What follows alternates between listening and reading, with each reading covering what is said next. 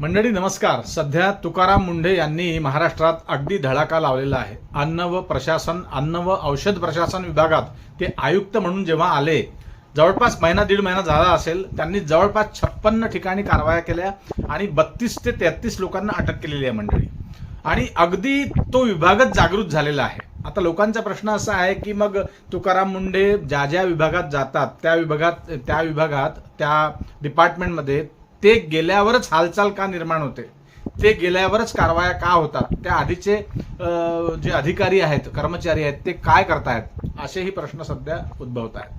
परंतु तुकाराम मुंढे कोणालाही न जुमानता तुम्हाला ठाऊक आहे, ज्या विभागात जाईल त्या विभागात ते आपला डंका वाजवतात आणि यशस्वी होतात. आता सध्या हल्ली जे प्रकरण सुरू आहे ते हास्यास्पद आहे मंडळी. आता जी तुम्हाला एक नवीन बातमी तुम्हाला सांगणार आहे मी. तुम्हाला या सगळ्या कारवाईमध्ये सगळ्यात मोठी कारवाई त्यांनी केली, ती केली वर्धेला. गोरस भंडार 1938 मध्ये, जवळपास भरपूर वर्ष झाली. 1938 म्हणजे गांधीजी जेव्हा होते तेव्हा गांधीजींच्या संकल्पनेतून हा गोरस भंडार नावाचा हा प्रकार त्यावेळेस सुरू झाला होता.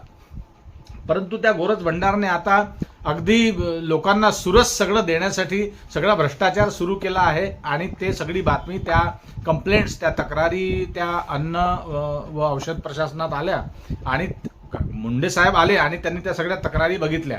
आणि फक्त गोरस भंडारच नाही तर महाराष्ट्रभरात त्यांनी अनेक ठिकाणी दूध असेल, दही असेल, पनीर असेल, तूप असेल किंवा अन्य काही खाण्यापिण्याच्या गोष्टी असेल, त्या सगळ्या गोष्टींवर त्यांनी ते लॅबोरेटरीमध्ये नेऊन त्याची चौकशी केली आणि जे जे दोषी असतील त्यांच्यावरती कारवाया केल्या. आता गोरस भंडारची सुरस कथा तुम्ही ऐका मंडळी. काय झालं आहे बघा, तुम्हाला एक गोष्ट ठाऊक आहे की नियुक्ती कोण करतं? सरकारच करतं. आणि बदली कोण करतं? सरकारच करतं. बघा मंडळी, चोरही तेच आणि पोलीसही तेच, अशी सगळी गंमत आहे.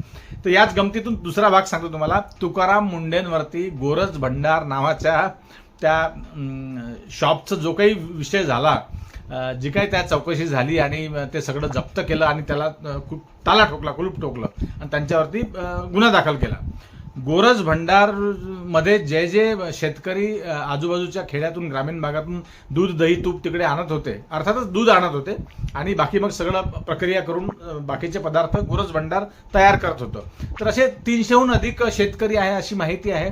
त्या शेतकऱ्यांनी म्हणे तक्रार दाखल केली की आता आमच्या दुधाचं कसं होईल. आता मीच माझ्या चॅनलवरती ही बातमी दिली होती की शेतकऱ्यांना काळजी करण्याचं कारण नाही. मदर डेअरी सोबत ज्यांचं टायप आहे ते आदरणीय सुधीरजी दिवे साहेब, त्यांचं एक चिलिंग प्लांट आहे आर्वी जवळ, एक पिंपळखुटा नावाचं एक गाव आहे आर्वी जवळ, आर्वीच्या लगत एकदम वर्धा जिल्ह्यात. तर त्यांनी ते सगळ्या शेतकऱ्यांचं दूध तुम्ही कुठेही नेऊ नका, तुम्ही काही त्रास घेऊ नका, तुम्ही दुःखी होऊ नका. जर गोरस भंडारने तुमचं दूध विकत घेणं बंद केलं आहे तर ते दूध आम्ही आमच्या चिलिंग प्लांटला पाठवतो, असं सुधीर दिवे साहेबांनी जाहीरपणे सांगितलं. त्यामुळे आता तक्रार दाखल करण्याची गरजच नाही. तर आता काय झालं मंडळी की थेट तुकाराम मुंढे यांच्यावरतीच गुन्हा दाखल करण्याची तयारी सुरू आहे आणि आता मुंढे साहेबांना कोर्टात जावं लागणार आहे. पण मुंढे साहेब 2 कदमही मागे येत नाही. त्याचं कारण तुम्हाला सांगतो मंडळी. आता बघा, ज्यांनी तक्रार केली, काहीतरी पाठबळ, सरकारी शासनाचं पाठबळ असल्याशिवाय असा प्रकार होत नाही. आणि ही आताची गोष्ट आहे, पण 25 बदल्या आतापर्यंत तुकाराम मुंढेंच्या ज्या ज्या भागातून झाल्या, महाराष्ट्रातल्या अनेक विभागात ते गेले.